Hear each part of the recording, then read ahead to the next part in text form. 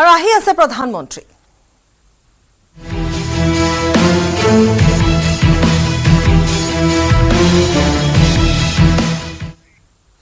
আজি বিয়লি উপস্থিত হবহি প্ৰধানমন্ত্ৰী নৰেন্দ্ৰ মোদী অসমত কিন্তু তাৰ পূৰ্বে বতৰৰ বিধি পথালি বতৰ সলনি হৈছে বুধবাৰলৈকে ধুমুহা বৰষুণৰ আগজাননী দিছে বতৰ বিজ্ঞান কেন্দ্ৰই ধুমুহা বৰষুণৰ লগতে বিজুলী ঢেৰেকণীৰ সম্ভাৱনা আছে হঠাৎ যেহেতু মহানগৰীত আজি ৰাতিপুৱাৰ ভাগত অন্ধকাৰছন্ন হৈ পৰিছিল ইফালে মহানগৰীতে বিজুলী কলিতা মেধিৰ হৈ প্ৰচাৰ চলাব প্ৰধানমন্ত্ৰীগৰাকীয়ে ঠায়ে ঠায়ে বৰদৈ জিলাৰ তাণ্ডৱ বুধবাৰলৈকে বতৰ একেই থাকিব নলবাৰী বৰকুৰাত আমি কিছু সময় পূৰ্বেও দেখুৱাইছিলোঁ আৰু কিছু সময় পূৰ্বে আমি পাছত আমি আকৌ দেখুৱাম যে তাত ইতিমধ্যে বোকা হৈছে গতিকে প্ৰচাৰ সভাসমূহত জনসভা য'ত অনুষ্ঠিত হ'ব তাত বোকা পানী হৈছে আৰু যদি ধাৰাবাহিকভাৱে বৰষুণ দি থাকে বতৰ এনেধৰণে থাকে যিটো বতৰ বিজ্ঞান কেন্দ্ৰই কৈছে তেতিয়াহ'লে কিছু ব্যাঘাত জন্মিব আজি সন্ধিয়া গুৱাহাটীত উপস্থিত হ'ব প্ৰধানমন্ত্ৰী নৰেন্দ্ৰ মোদী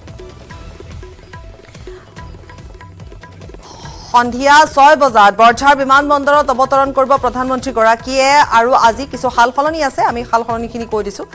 বৰঝাৰৰ পৰা মহানগৰীৰ মাজেৰে কইনাধৰা 1 নম্বৰ ৰাজ্যিক অতিথিশালালৈ যাব তাৰ উপৰিও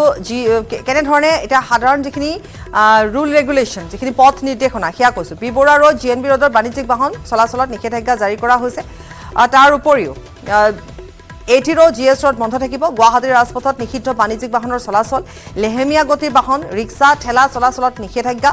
TG road MG road B Barua ৰোডত নিষেধাজ্ঞা ABC পইণ্টৰ পৰা বিধানসভা ৰটাৰীলৈ হ'ব ওৱান ৱে আনটো পথেৰে পাৰ হ'ব প্ৰধানমন্ত্ৰীৰ কনভয় বিমানবন্দৰৰ পৰা খানাপাৰালৈ নিয়ন্ত্ৰিত কৰা হ'ব চিটি বাছৰ চলাচল বিয়লি 3 বজাৰ পৰা নিশা 10 বজালৈকে সালসলনি কৰা হৈছে যান বাহনৰ চলাচল জৰুৰীকালীন সেৱাৰ ক্ষেত্ৰত প্ৰযোজ্য নহ'ব এই নিষেধাজ্ঞা গুৱাহাটীৰ মাজেৰে প্ৰধানমন্ত্ৰী মোদীৰ যাত্ৰাৰ বাবে মহানগৰীৰ ৰাজপথৰ কাষে কাষে বন্ধা হৈছে বাঁহৰ বেৰিকেড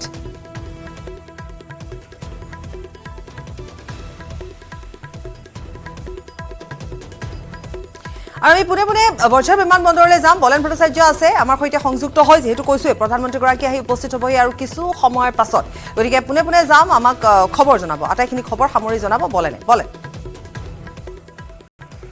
হয় বাপৰি লোকসভা নিৰ্বাচনৰ প্ৰথমখন নিৰ্বাচনী সভাত উপস্থিত হ'ব দেশৰ প্ৰধানমন্ত্ৰী নৰেন্দ্ৰ মোদী আৰু প্ৰথমখন নিৰ্বাচনী প্ৰচাৰ চলাবলৈ আজি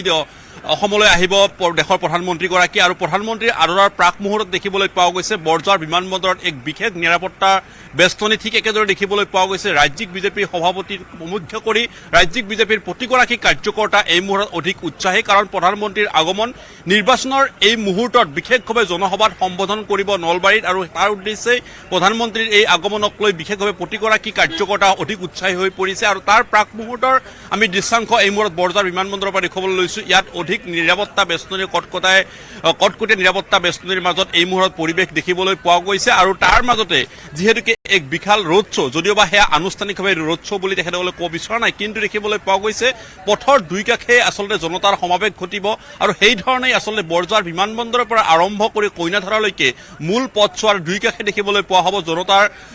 থাকিব আৰু প্ৰধানমন্ত্ৰীৰ বাহনখন অতি ধীৰে ধীৰে গতিৰে আগবাঢ়িব বৰঝাৰ বিমানবন্দৰৰ পৰা কাৰণ দুই কাষে ৰখা সেইসকল জনতাক তেখেতে সম্ভাষণ জনাব আৰু সেই ধৰণে আগবঢ়াব জনতাই যি ধৰণৰ অধিক উৎসাহেৰে তেখেতক আদৰিবলৈ বাট চাব দুই পথৰ দুই কাষে সেই তেখেতসকলে সম্ভাষণ জনাব আদৰিব আৰু তাৰ সমান্তৰালভাৱে দেশৰ প্ৰধানমন্ত্ৰী গৰাকীয়েও দেখিবলৈ পোৱা যাব তেখেতে সমান্তৰালভাৱে দুই হাতেৰে তেখেতে যাতে জনতাৰ ওচৰলৈ তেখেতে গৈ তেখেতে সম্ভাষণ জনাব পাৰে তাৰ ব্যৱস্থা গ্ৰহণ কৰিব আৰু সেই উদ্দেশ্যে দেখিবলৈ পোৱা গৈছে বিমানবন্দৰত এই মুহূৰ্তত ব্যাপক নিৰাপত্তা বেষ্টনীৰ ব্যৱস্থা এই মুহূৰ্তত গঢ়ি তোলা হৈছে কেইটামান মুহূৰ্তৰ পিছতে ৰাজ্যৰ মুখ্যমন্ত্ৰী হিমন্ত বিশ্ব শৰ্মা প্ৰমুখ্যে ৰাজ্যিক বিজেপিৰ সভাপতি ভৱেশ কলিতা উপস্থিত হ'ব কেইবাগৰাকীও মন্ত্ৰী উপস্থিত হ'ব আৰু তেখেতসকলে আদৰি লৈ যাব প্ৰধানমন্ত্ৰীগৰাকীক আৰু প্ৰধানমন্ত্ৰীক আদৰাৰ কাৰণে বৰঝাৰ বিমানবন্দৰত এই মুহূৰ্তত এক সুন্দৰ এক ব্যৱস্থা দেখিবলৈ পোৱা গৈছে আমি গুৱাহাটী মাজমজিয়াৰ ভিতৰ ভাগৰ যদি দৃশ্যাংশসমূহ সমান্তৰালভাৱে আমি যদি যোৱাকালিৰ দিনৰ ভাগৰে পৰা যদি চাওঁ তেতিয়াহ'লে দেখিবলৈ পোৱা গৈছে তাতো আচলতে এক সুন্দৰ পৰিৱেশ দেখিব পোৱা গৈছে কাৰণ পথৰ দুই কাষে যিসকল লোকে অধীৰ আগ্ৰহেৰে প্ৰধানমন্ত্ৰীগৰাকীক আদৰিবলৈ অপেক্ষা কৰিব সেইসকল লোকে কি ধৰণে তেখেতসকলে তাত স্থানত থাকিব তেখেতসকলে কি ধৰণে আচলতে প্ৰধানমন্ত্ৰীগৰাকীক দেখা পাব তাৰ কথা দেখিবলৈ পোৱা গৈছে গতিকে দুদিনীয়া ভ্ৰমণসূচীৰে প্ৰধানমন্ত্ৰীগৰাকীৰ এই আগমন আৰু নিৰ্বাচনৰ বতৰা লৈ প্ৰধানমন্ত্ৰীগৰাকীৰ এই যি বিশেষভাৱে তেখেতৰ জনসভাত নলবাৰীত অংশগ্ৰহণ কৰিব যদিওবা নলবাৰী তেখেতে নিৰ্বাচনী প্ৰচাৰ চলাব কিন্তু সমান্তৰালভাৱে দেখিবলৈ পোৱা যাব এই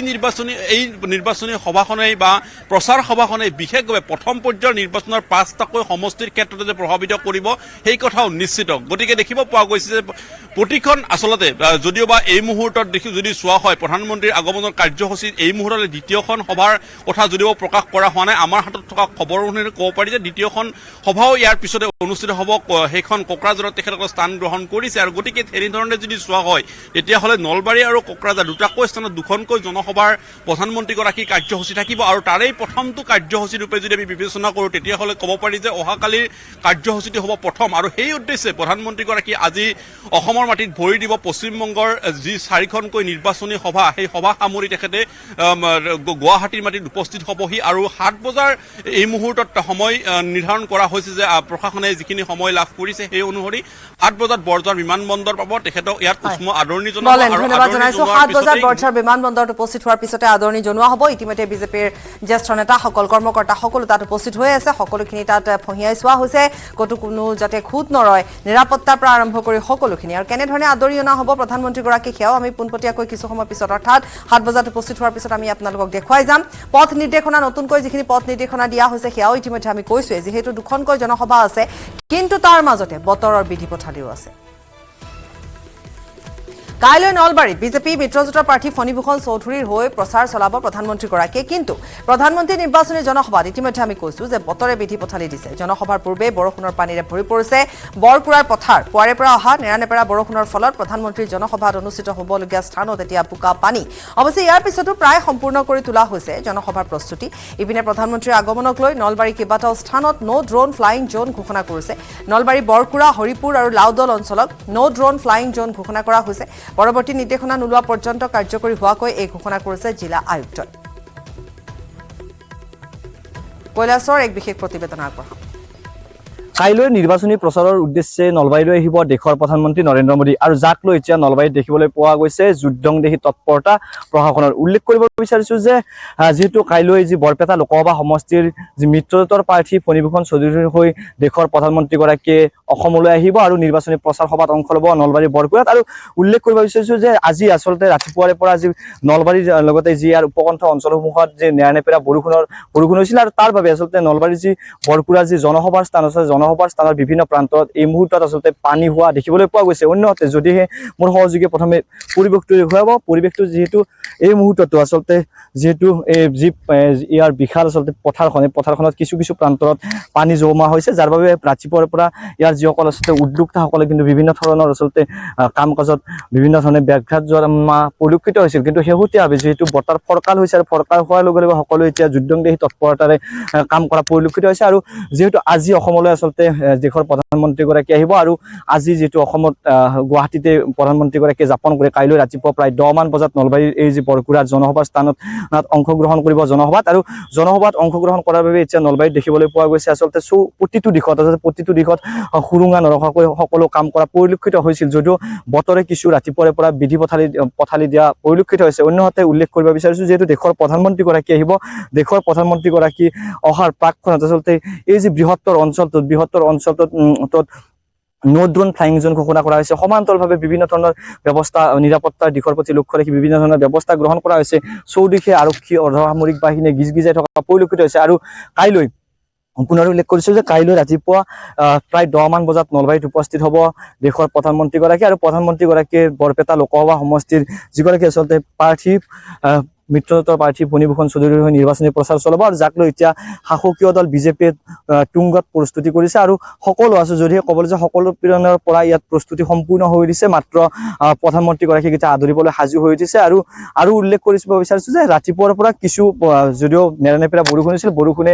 কিছু পৰিমাণৰ ব্যাঘাত জন্মাইছিল আৰু শেহতীয়া সময়ছোৱাত যিহেতু বতৰ ফৰকাল হৈছে ফৰকাল হোৱাৰ লগে লগে সকলোৱে এই মুহূৰ্তত যুদ্ধংদেহী তৎপৰতাৰে কাম কৰা পৰিলক্ষিত হৈছে আৰু এই মুহূৰ্তত আচলতে চৌদিশে চাবলৈ গ'লে বৰকুৰাৰ বৃহত্তৰ বৰকুৰা অঞ্চলত বৰ্তমান যুদ্ধংদেহী তৎপৰতা চলিছে চৌদিশে নিশ্চিত নিৰাপত্তাৰ মাজতে এতিয়া কাইলৈ প্ৰধানমন্ত্ৰীক আদৰিবলৈ সাজু হৈছে নলবাৰীৰ বৰকুৰাৰ লগতে এই বৃহত্তৰ অঞ্চলটো আৰু ইফালে আজি তিতাবৰৰ পৰা যোৰহাটলৈ প্ৰিয়ংকা গান্ধীয়ে ভাগ ল'লে ৰোড শ্ব'ত যোৰহাটৰ কংগ্ৰেছ প্ৰাৰ্থী গৌৰৱ গগৈৰ হৈ প্ৰচাৰ প্ৰিয়ংকা গান্ধী তিতাবৰৰ বোকাহোলা চাহ বাগিচাৰ খেলপথাৰত আৰম্ভ হোৱা প্ৰিয়ংকা গান্ধীৰ ৰোড শ্ব' সামৰণি পৰে যোৰহাটত প্ৰিয়ংকাৰ ৰোড শ্ব'ত কেইবা হাজাৰ লোকে অংশগ্ৰহণ কৰাৰ লগতে সংগ দিয়ে প্ৰাৰ্থী গৌৰৱ গগৈ প্ৰদেশ কংগ্ৰেছৰ সভাপতি ভূপেন বৰা আৰু বিৰোধী নেতা দেৱব্ৰত শইকীয়াই সহায়তা দেগি কৈছে যে আমাৰ মূল্য বৃদ্ধি নিয়ন্ত্ৰণ কৰিব লাগিব এই মূল্য বৃদ্ধি নিয়ন্ত্ৰণ মাত্ৰ কংগ্ৰেছ আহিব যেতিয়াই মূল্য বৃদ্ধি নিয়ন্ত্ৰণ হ'ব তেতিয়াই গৈ আমি মূল্য বৃদ্ধি আমি নিয়ন্ত্ৰণ কৰিব পাৰিম আৰু আজি মেৰি বাত শ্ৰমিকসকলৰ বাবে যি তেওঁলোকৰ হাজিৰা এই হাজিৰা বৃদ্ধি কৰাৰ ক্ষেত্ৰত এটা সঠিক সিদ্ধান্ত ল'ব লাগিব द्वितीय कथा तीसरी बात मैडम प्रियंका जी कि आज महंगाई एक बहुत बड़ी समस्या है तो ये अपने कांग्रेस मैनिफेस्टो में जो गृह लक्ष्मी का जो हमने वादा दिया है हमारी महिलाओं को बहुत सहायता देगी और কৈছে যে আমাৰ মূল্য বৃদ্ধি নিয়ন্ত্ৰণ কৰিব লাগিব এই মূল্য বৃদ্ধি নিয়ন্ত্ৰণ মাত্ৰ কংগ্ৰেছ আহিব যেতিয়াই মূল্য বৃদ্ধি নিয়ন্ত্ৰণ হ'ব তেতিয়াই গৈ আমি মূল্য বৃদ্ধি আমি নিয়ন্ত্ৰণ কৰিব পাৰিম আৰু আজি মেৰি বাত শ্ৰমিকসকলৰ বাবে যি তেওঁলোকৰ হাজিৰা এই হাজিৰা বৃদ্ধি কৰাৰ ক্ষেত্ৰত এটা সঠিক সিদ্ধান্ত ল'ব লাগিব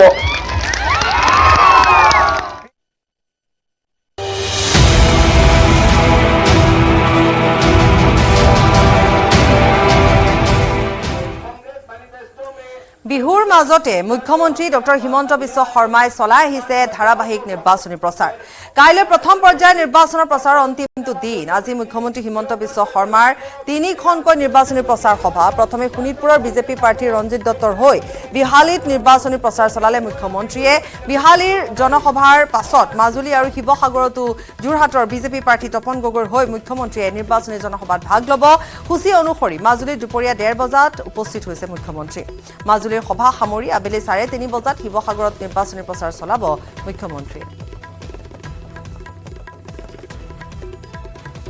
শিৱসাগৰৰ জাজিত মুখ্যমন্ত্ৰীয়ে প্ৰচাৰ চলাইছে আৰু 4:30 বজাতে যেহেতু উপস্থিত হৈছে গৈ আনহাতে আমি কৈছোৱে যে ক'ত তেওঁ নিৰ্বাচনী প্ৰচাৰ আজি চলাইছে মাজুলীত দিনৰ 12 বজাত নিৰ্বাচনী প্ৰচাৰ চলাই অন্তিম পৰ্যায়ৰ প্ৰথম পৰ্যায়ৰ এয়া প্ৰচাৰ ইতিমধ্যে আজি অন্তিম পৰ্যায়ত আছে আজি তিনি ঠাইত মুখ্যমন্ত্ৰীগৰাকীৰ জনসভা প্ৰথমে মাজুলীত উপস্থিত হ'ল এতিয়া শিৱসাগৰত আছে জেংৰাই মুখত আছে শিৱসাগৰৰ জাজিত মুখ্যমন্ত্ৰীগৰাকীয়ে নিৰ্বাচনী প্ৰচাৰ চলাইছে তপন কুমাৰ গগৈৰ হৈ প্ৰচাৰ চলাইছে যোৰহাটৰ কংগ্ৰেছ প্ৰাৰ্থী গৌৰৱ গগৈকো কটাক্ষ কৰিবলৈ নাই এৰা মুখ্যমন্ত্ৰী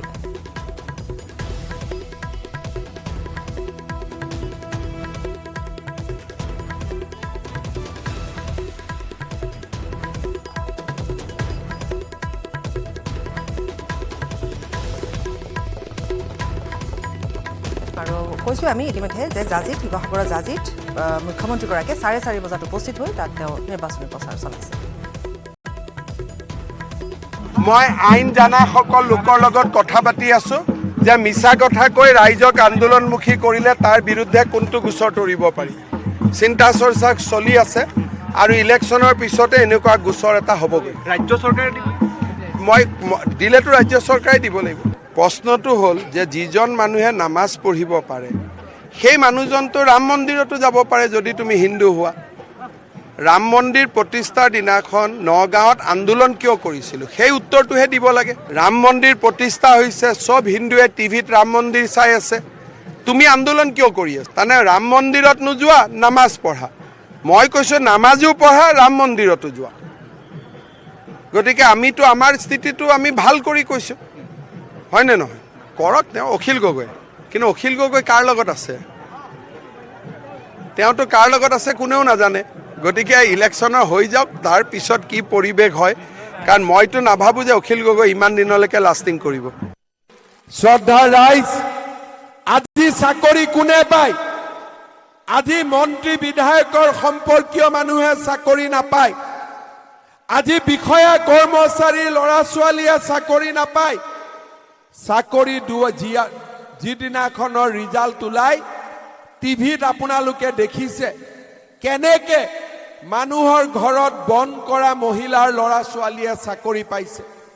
কেনেকে তৰকাৰী বিক্ৰী কৰা মহিলাৰ ল'ৰা ছোৱালীয়ে চাকৰি পাইছে কেনেকে ঠেলা চালকৰ ৰিক্সা চালকৰ ল'ৰাই চাকৰি পাইছে আমি সেইখন অসম সৃষ্টি কৰাৰ কাৰণে কাম কৰিছোঁ দিনে ৰাতি আমি কাম কৰিছো 1 লাখ চাকৰি দিওঁতে কংগ্ৰেছৰ দৰে ময়ো 5 লাখ 10 লাখ টকা মানুহৰ পৰা ল'ব পাৰিলোহেঁতেন কিন্তু কংগ্ৰেছৰ সংস্কৃতি আমাক নালাগে আমি এখন নতুন অসম বনাব খোজো আৰু সেই কাৰণে আজি দুখীয়া আৰু মধ্যবিত্ত ল'ৰা ছোৱালীয়ে চাকৰি পাইছে ৰাইজ মই আজি বিহুৰ দিনা আকৌ এটা ভাল খবৰ দিছো ইলেকশ্যন হৈ যাব আৰু 50,000 চাকৰি আমি 2024 চনৰ ভিতৰত দিম 1 লাখৰ প্ৰতিশ্ৰুতি আছিল 1 লাখ হৈ গ'ল এতিয়া আৰু 50,000 জুলাই মাহত পুলিচৰ ইণ্টাৰভিউ সেপ্টেম্বৰ অক্টোবৰত তৃতীয় চতুৰ্থ শ্ৰেণীৰ ইণ্টাৰভিউ মাজত শিক্ষকৰ ইণ্টাৰভিউ আৰু 50,000 চাকৰি দিম মই মোৰ ভাগিনসকলক মোৰ ভাইটিসকলক মই কম পঢ়া শুনা কৰ দেউতা মাই যেনেকে কয় স্কুলত যাব লাগে পঢ়িব লাগে আৰু আমাৰ সকলোৰে ভৱিষ্যত যাতে সুৰক্ষিত হয় তাৰ দায়িত্ব মোৰ মূৰৰ ওপৰত সেই দায়িত্ব আমি পালন কৰিম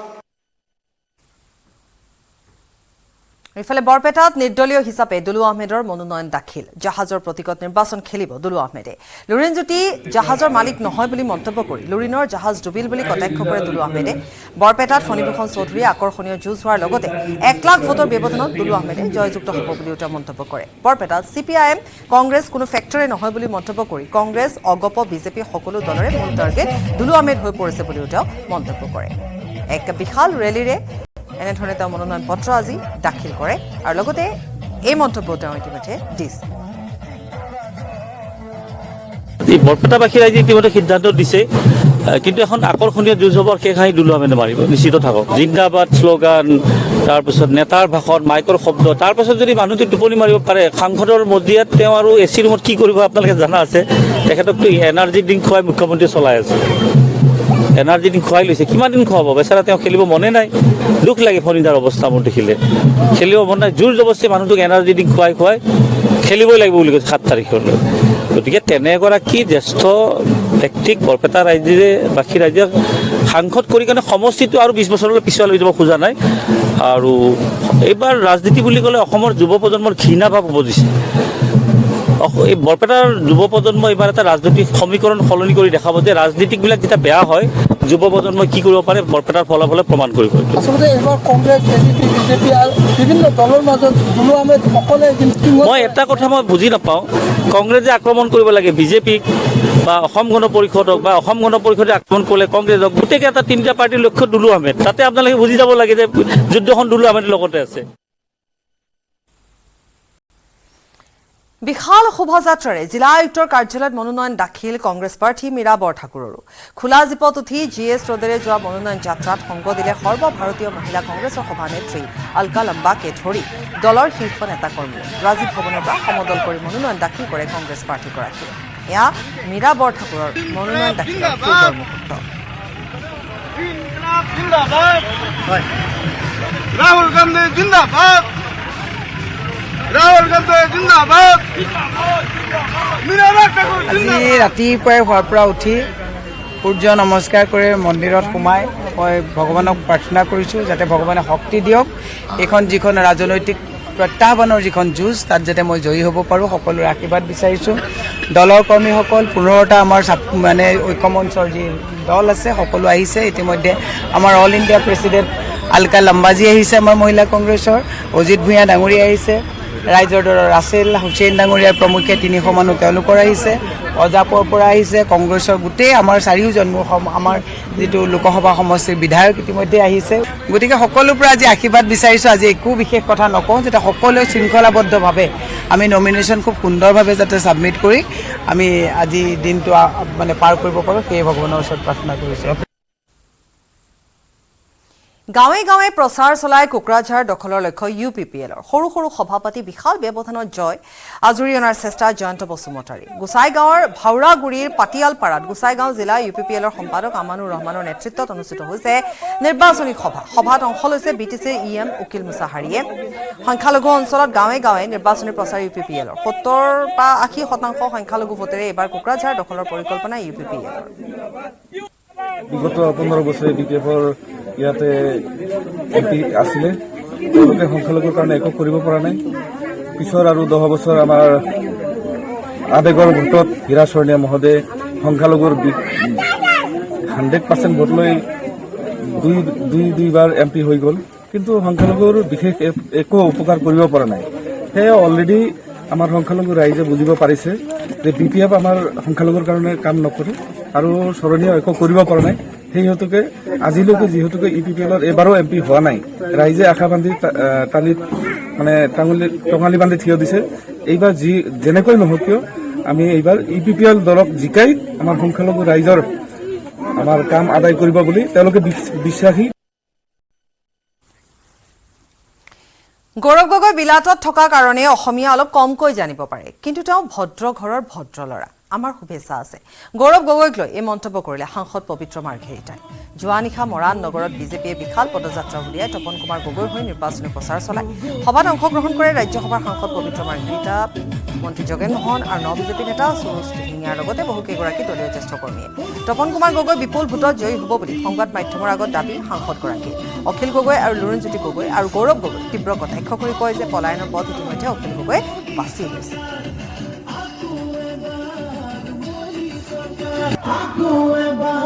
ট্ৰিপল ইঞ্জিন হ'ব এতিয়া তপন গগৈ জিকিব